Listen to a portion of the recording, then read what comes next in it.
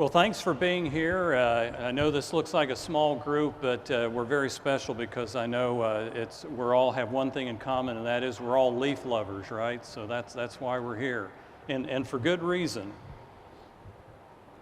Because what we're going to do today is, as Dennis mentioned, we are going to cover a prediction equation that we developed that can take the nutrient profile of a ground sample of alfalfa and predict its leaf content with high accuracy.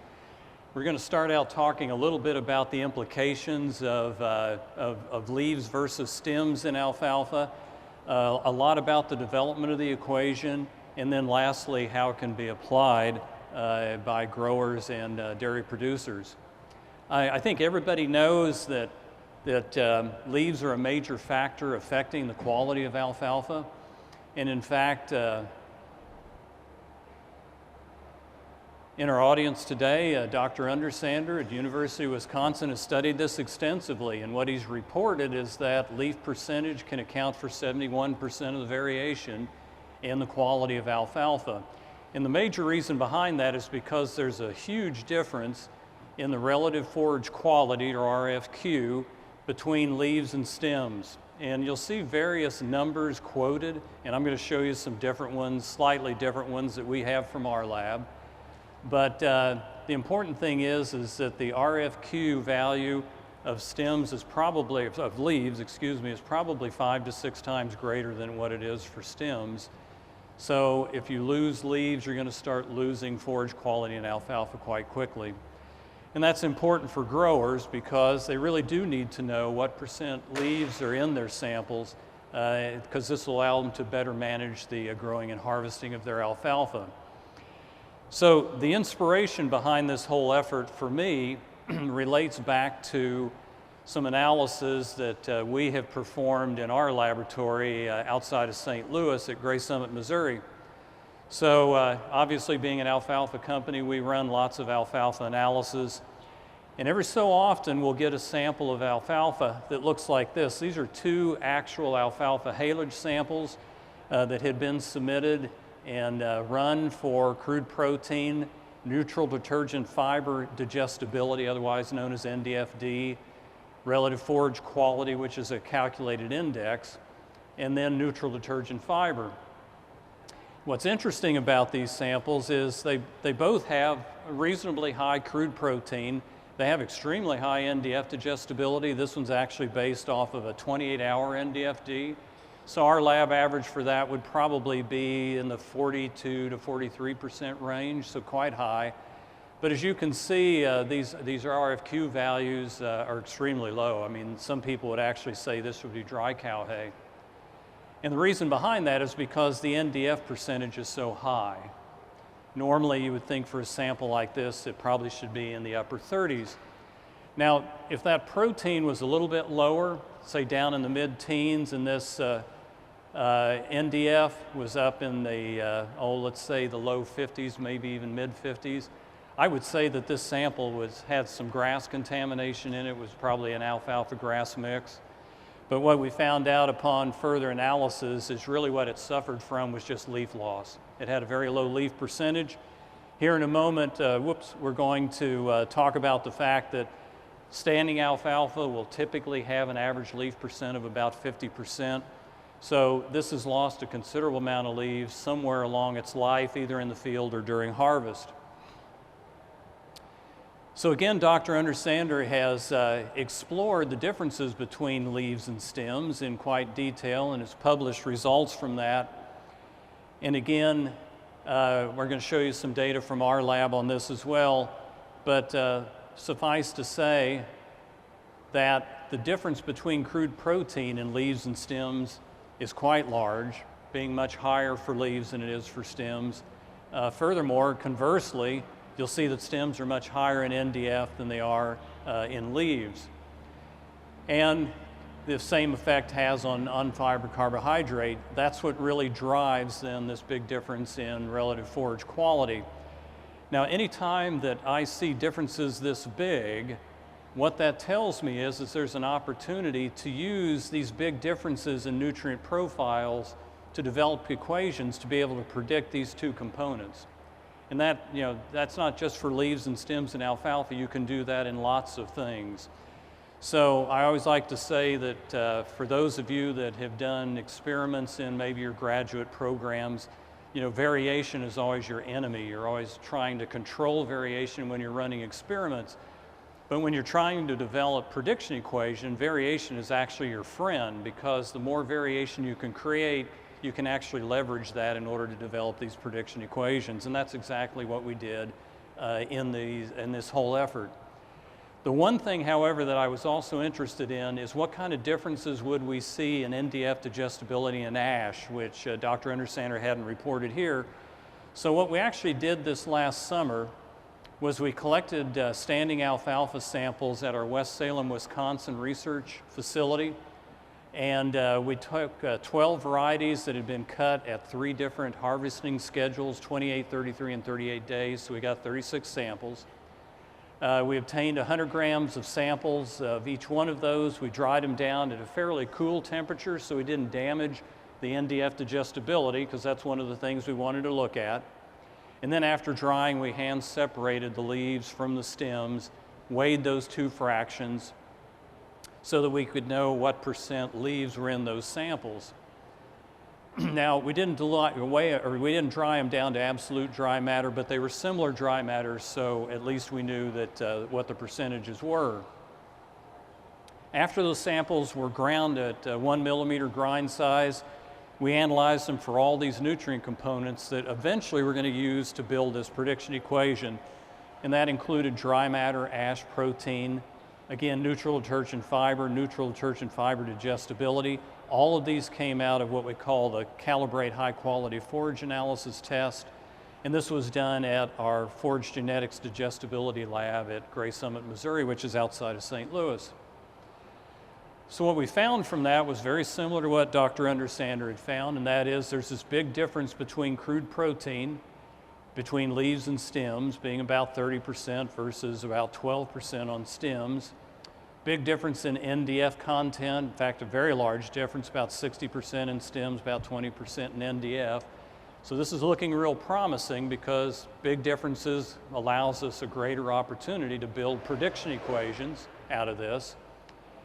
What's also interesting, though, is there was a lesser difference in ash content, but there was some difference, and interestingly enough, the ash content of leaves is higher than it is for stems. The NDF digestibility, surprisingly, why it was greater for leaves than it was for stems, like you would anticipate, the difference wasn't nearly as large as I thought it would be. Consequently, remember this difference being lesser in ash and NDFD, because that's going to be a little bit more interesting once we get into the prediction equation. And of course, what this ended up in was, as Dr. Undersander had found, big difference between the RFQ in leaves and stems, maybe not as large as what he had seen, but we're still seeing about a 5x or 5 times greater RFQ for leaves. Other interesting thing in this particular data set, when you look at the standard deviation, which is a measure of the variation amongst those 36 samples, in no case did the standard deviation exceed 10% of the mean. And I would have thought that maybe the composition of leaves and stems within a plant would actually change, or across plants would actually change more than that. But Dan's shaking his head. It really is pretty standard. So, leaves and stems are a fairly known commodity, regardless of where it's grown and maybe even variety. So if we go back 2 years to 2019, this is when we started collecting samples then to take all this information to develop a prediction equation. So during the summer of 2019, we took 160 samples of alfalfa that we collected from FGI research stations at Wisconsin, Idaho, and California, because again, we're looking for variation. We wanted to see samples of alfalfa that had big differences in NDF content, big differences in leaf content, differences in protein, so we could develop a really robust equation. So to do that, across those stations, we had 43 alfalfa varieties, 3 cuttings, first, second, and third, over 4 different cutting schedules, being anywhere from 28 to 38 days. Now, before anybody asks the question at the end of the presentation about what influence did all of these have on leaf percent, I can't tell you. because these samples were all collected from ongoing research trials. They were not collected in a balanced way across all of these locations, so I really can't pull out their main effects. Again, I was just looking for variation so we could develop this prediction equation. Again, like we had done before, we dried them at a fairly low temperature. We hand stripped the leaves from the stems. We weighed them, recombined them, ground them over a 1 millimeter screen, and then analyzed them again for dry matter ash, protein, NDF, NDFD at our lab at Gray Summit. So then we started comparing those leaf percentages that we've measured by stripping the leaves from the stems with their nutrient profiles in a process they call stepwise regression analysis. Now that's not real important, but what it means is we start building prediction models based off what's the best one nutrient model, one nutrient containing model, 2 nutrient, 3 and 4, okay? And what we found out from that process was NDF, crude protein, NDFD, and ash were all significant terms. They all were all contributing to our ability to predict leaves just from these nutrient profiles in a ground-up sample of alfalfa. Subsequently, we found that ash contributed very little to the prediction equation, and we just dropped it from the equation. And the major reason I did that was because of potential soil contamination. Shouldn't have really anything to do with leaves. It's kind of a wild card. NIR really doesn't pick it up directly anyway, so we just left it out. And we're going to talk more about that equation here in just a minute. So the resulting prediction equation explained 84% of the variation in leaf percentage in the 160 samples. And that's all I'm going to talk about, that equation right now, because nobody should ever use a prediction equation to validate it. So that's what we did the next year. We picked up in 2020 40 brand new samples from 2 of those research centers. It was the one in West Salem, Wisconsin, the other one in Davis, California. Did the same thing. We dried them, stripped the leaves, weighed them, figured out what the percentage was, recombined them, ground them to over a 1 millimeter screen, analyzed for all those nutrient profiles. But this time what we did was we put them through that prediction equation that we had developed in 2019. So here's a completely independent set of data put through that equation, and what you're looking at is how good a job did it actually do in predicting what we measured in a totally different set of samples. And this is what we discovered. So what's plotted here is the predicted percentage of leaves in those 40 samples versus what was actually measured. And I plotted it here so that we could look at some statistics. Now the first thing you'll know is that it kind of would have been nice if these samples had been distributed across the spectrum of leaf percent. But again, I was just grabbing samples from ongoing experiments. The luck of the draw was we got them at each extreme of the distribution.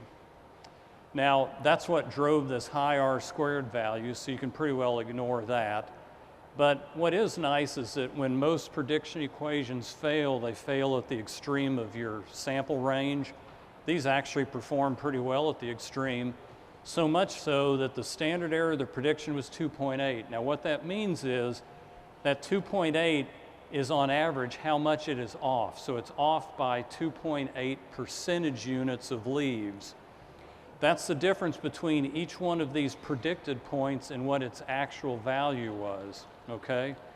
Now, that probably doesn't mean much to you, but typically when you're trying to predict a fixed value like protein or NDF, and in this case leaves, you should be able to do as good as about 5% of the mean.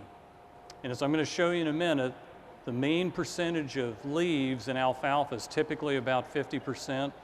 So 5% of that's 2.5% leaves. We got down to 2.8. This equation's about as good as you can expect, all right, as far as its error. However, it did have a bias of 3.2, and what that means is it was over-predicting by 3.2 percentage units of leaves. So here, when it was actually 50% leaves observed, or 50% leaves observed, it was actually predicting about 53. So we needed to fix that. So what we did was we took these samples, we threw it into the 160 that we had from the previous year, reparametized our prediction equation, and we came up with what we call leaves enhance alfalfa forage. So now we have 200 samples, and what it does is it predicts leaves in alfalfa in a ground sample, strictly from its neutral detergent fiber, protein, and NDF digestibility measure in that ground sample. Here's what the statistics look like. So here's the predicted values, here's the measured values. The R-squared value is 84, so it's explaining 84% of the ability to predict leaves. The other 16% is coming from something else. And the nice thing is we got rid of the bias, because that line right there is the best fit line, and it lays on the line of unity. So now 60% measured is 60% predicted, and the standard error of the prediction is still 2.8. So I've spent a lot of time basically indicating to you that when you get this on a lab report, it's had a lot of work put into it, and it's pretty doggone accurate when you consider it's just a ground sample of alfalfa that you're using to predict it. So now that we've got this prediction equation, what we thought we'd do is let's go in and see what we can do with commercially available alfalfa samples in the marketplace, and what does it mean? You know, what can we do with this equation? What do we do with the numbers? So we grabbed 360 samples that had come through our lab from across the United States in 2019. They were analyzed at our lab, like I said, at Gray Summit. Had a wide range in quality. They varied in NDF content from 16 to 67%. That's a pretty wide range for alfalfa. Crude protein 8 to 30, NDFD from 34 to 62, and the calculated leaf percent was 10 to 77%. That's about as wide as you can anticipate for alfalfa. And here's what that distribution looked like. These are number of samples for that 360 sample set, which are representative of really a fairly broad spectrum of commercial samples from 2019. This is a similar distribution chart from the original 200 calibration samples. The average from the calibration sample was 52% leaves. From the samples from the field from 2019, it was 48. So typically standing alfalfa based off this data has about 50% leaves. Now that's before you cut it down and start hassling with it, right? It's 50%. Standard deviation's about 10%. What that means is that typically the mean plus or minus 1 standard deviation is 2/3 of the population. So if you want to know what typical alfalfa look like, it would be 50 plus or minus 10, 40 to 60% leaves based off this data. Now, you know, is it going to look like that every year? I don't know, but for these sets of samples, it's probably a pretty good starting point. So the next thing I did was I took that sample from 2019, that sample set from 2019, checking my time here. I put it through the RFQ equation, which again, Dr. Undersander helped develop years ago, and I plotted it against the percent leaves. And what you'll see is that it's a curvilinear, it's actually an exponential relationship, which means the more leaves you preserve in your hay or silage, the bigger payback you get on RFQ.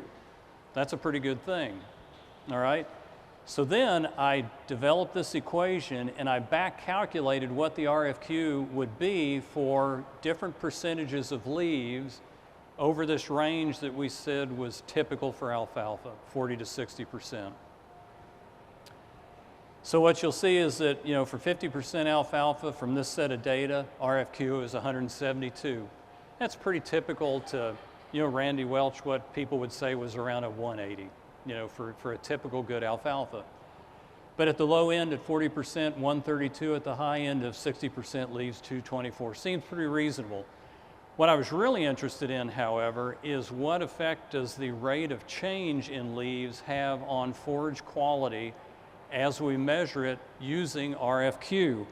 So I did that by measuring the slope of that line between 40 and 60%. It's slightly curved, but I did linear. And what you get is that a 1 percentage unit change in leaves equates to 4.6 units of RFQ. And that's pretty big. And what it says is that you don't have to lose very many leaves before you can turn really good standing alfalfa hay into dry cow hay pretty quickly, okay? So once we knew this, and Dan and I had been communicating back and forth, and Dan says, well, you know, I wonder what this means financially. And I said, well, I don't know, I guess there's a number of ways you can look at it. So Dan, being the inquisitive fellow that he is, got out a spreadsheet and he started sending me stuff, right? And then I'd send stuff back. So what Dan did was he developed a model, and I hope you don't mind me sharing this, Dan. But based off of the tonnage loss, because I think everybody realizes that, you know, you do lose tons when you lose leaves. So let's say if the standing alfalfa is 50% leaves, and by the time you got it into a bale of hay, it's only 45% leaves, you lost 5 percentage units. If you usually yield about 4 tons of alfalfa per acre per year on that field, you've lost 0.2 of a ton. That's 400 pounds.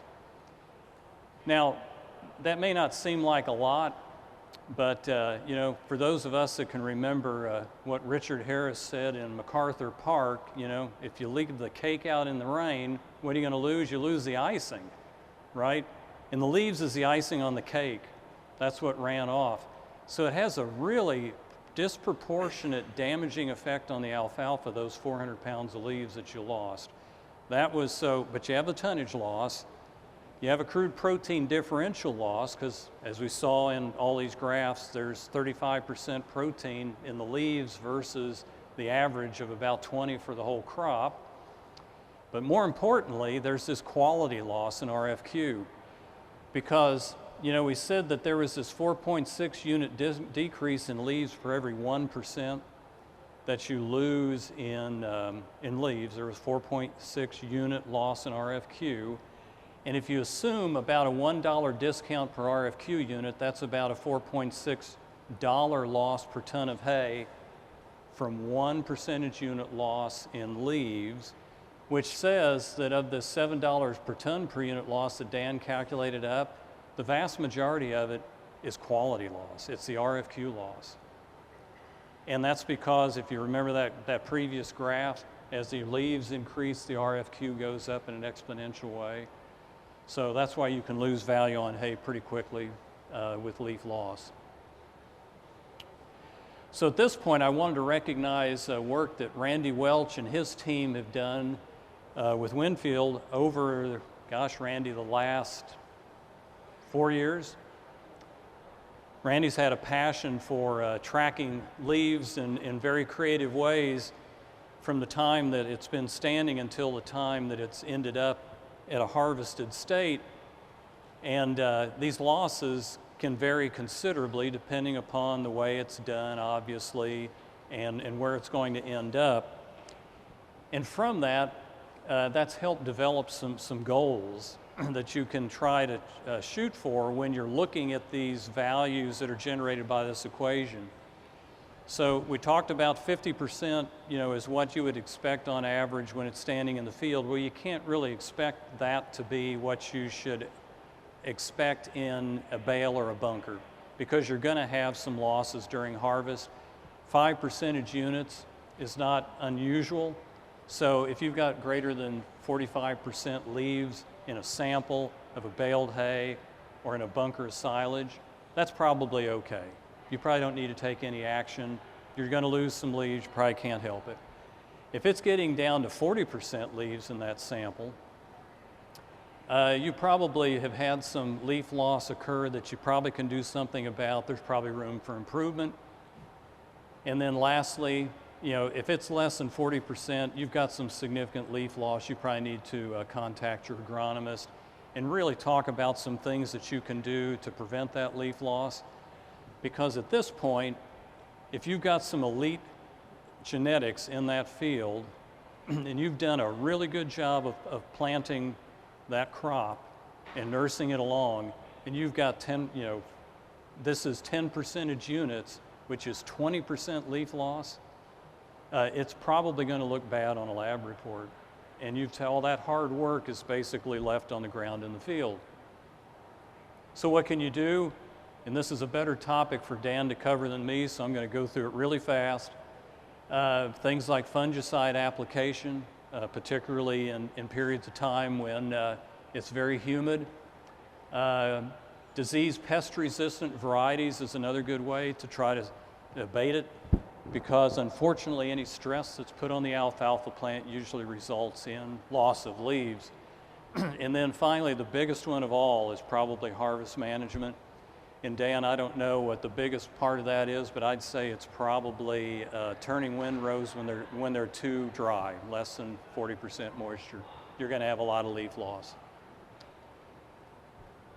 I did want to spend just at the end here just a couple of quick comments for people who like to measure things like this in the commercial lab world. And this is a little bit more information about that equation. As I mentioned, the significant terms in that equation were NDF, crude protein, NDFD, and ash. The component that was the most descriptive in that equation, and it had the highest sum of squares, which is a statistical term, is NDF, and it's a negative coefficient. And that makes sense because stems had a higher NDF content than leaves did, all right? Next in order was crude protein. It has a positive coefficient. It had an intermediate sum of squares, so it was the next most important coefficient in that equation. And then lastly was NDFD, and interestingly enough, it's a negative coefficient. Sometimes these empirical equations will fool you. Ash contributed very little, and we left it out. So somebody could say, well, why don't we just use NDF as a way to predict leaf percent in alfalfa? And the reason I wouldn't do it is because of this. Including crude protein and NDFD will help improve the detection of samples containing foreign material, which in alfalfa case is going to be grasses and weeds. So this equation probably should not be used in samples that have grass in them. And it's for two major reasons. One is it wasn't developed with any samples that had grass in them. It wasn't validated with any samples that had grass in it. Thirdly, I don't think you can interpret the results. And the reason why is because if you have a sample of alfalfa that's got 20%, let's say I had a sample and you got 30% leaves in it, and you know there's grass in it. Let's say it's got 20% grass, so it's 80% alfalfa, so it's 40% leaves on average. So a 30% leaf percent, that's a good value. But let's say unknown to you, it's got 50% grass in it. It's only 50% alfalfa, which means it's 25% leaves. 30% leaves is a good value, so you can't really interpret it. So it's not only unreliable, it's uninterpretable. If you got grass in the samples, don't use this particular equation. Lastly is the fact that nutrient values used in this equation came from the Calibrate HQ test. Consequently, there's no reason to believe that this equation would have validity with values that came from any other lab test or any other values of NDF, crude protein, and NDF from other labs. And here's an example. These are two actual samples of alfalfa. This one's called Rounds Third. This one's Big Square Hay 2021. These are the values that came from the Calibrate test, and that's the leaf percentage that resulted from it. This came from another commercial lab. These were their inputs, and it predicted a leaf percent that was 8 units lower. Nothing wrong with these values. It's a lab bias issue, but it does have a fairly substantial effect on the resulting leaf percent. However, in this case, when you compare this different sample, it was only off by 2, so you just never know. So how do you get access to this? Submit your samples to a licensed lab for the Calibrate HQ analysis. These are the labs that are currently offering it today. If you have any questions, however, you can contact info@calibratetechnologies.com and they can provide you some more information. So, in summary, leaf test is a predictive equation to help determine leaf percentage of alfalfa in a ground sample. It can help growers make management and agronomic decisions on their operations. Leaf percentage can account for 71 to 88% of the variation in forage quality, making it very important. Leaves have a relative forage quality on average of about 440, whereas stems are around 80. Typically, alfalfa has a 50-50 ratio of leaves to stems. Ideally, you should have at least 45% in your sample. If you're falling down to that 40 to 45% range, there's room for improvement. If it falls below 40, you've had significant loss, probably need to do something about it. And not only could leaf loss account for changes in quality, but can impact your overall yield. With that, I appreciate all your time, and I'm available for questions. We have time for 2 or 3 questions if you'd like to ask.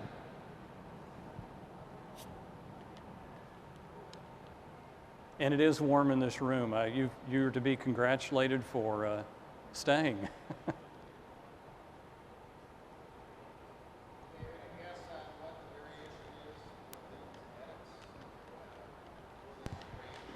Yeah, so Dan was asking if we had any idea what the variation would be in the genetics, across genetics or across varieties, right? Yeah, and again, our data set was unbalanced. I didn't look at it because I thought it would become interesting and I might be biased. But the nice thing is now with this tool, people can actually go and look at that and see we're going to start incorporating this and following it in our breeding program. I don't know if, it's not necessarily a target, but it's just something we'll follow and we'll see. Because I don't know if anybody knows what the heritability of leaf percentage is. I don't know if it's high or low, but it's probably something, it's obviously something that's worth paying attention to. Yeah, Dan? I was going to say, we didn't do a clear test of all varieties, but I have worked with a bunch of varieties, and there isn't much difference among the commercial entries. You can get extremes on both sides, drought stress samples, things like that, but under normal growing conditions, that 45 to 55 is a pretty good number at the bud stage, which is one thing that he left off. As it matures, you'll have some leaf loss. Excuse the interruption. That's okay. I appreciate that. That's what happened when you have a ruminant nutritionist give a talk about plants. Yeah. Another question. Sure. You compared a Calibrate equation using that versus a commercial lab equation. What if you use commercial lab on both? Consistently use the same lab. Would you be able to predict at least the range of variation? Right. Yeah. So So if a lab were to go through the same process, they should be able to develop an equation that's just as accurate. And that's one reason. If a lab would want to do that, we have said that this methodology will work. It's a lot of work. I never thought that stripping 200 samples of alfalfa would be that much work. It's a lot of work to do. Yeah, yeah. That's what students and interns are for, right? That's right. But the only thing I think that's probably pretty important is the NIR prediction equations that you need to predict the inputs also have to be extremely accurate. So if anybody does do it, my recommendation for the sake of the alfalfa industry would be to try to get those standard error of the predictions as close to 2.5 as you can, and keep monitoring, make sure to keep it there, because it's obvious if it gets larger than that, knowing how important 1 percentage unit error could be, it's probably not going to mean anything anymore. And what we were trying to do is develop a test that was reliable enough that the industry would want to use it and take the time to stick with it to try to do a better job and further improve the reputation of alfalfa in the marketplace. But the process does work, and it's a lot of work. I think we better cut it off there. I can attest to how much work that is. For my Ph.D., I separated out samples. I think there were 64 plots times 5 times a year times 4 years. Yeah, it's a lot of work, I can tell you, and I appreciate you all working on this. It's a great innovation. I do have to point out, I have to give you my USDA statement here. The mention of a product or a company does not imply a favoritism or recommendation of that product. But we thought that this equation, this innovation was significant and something to bring forward to everyone's attention. It's got some major nutrition implications, but also especially agronomy implications and management. How we manage our crop as we take it out of the field, and also even things like fungicides, trying to protect those leaves and making sure that we retain as much of that leaf material as possible. So Dave, really appreciate you coming up today. Let's show Dr. Weekly our appreciation for a great presentation.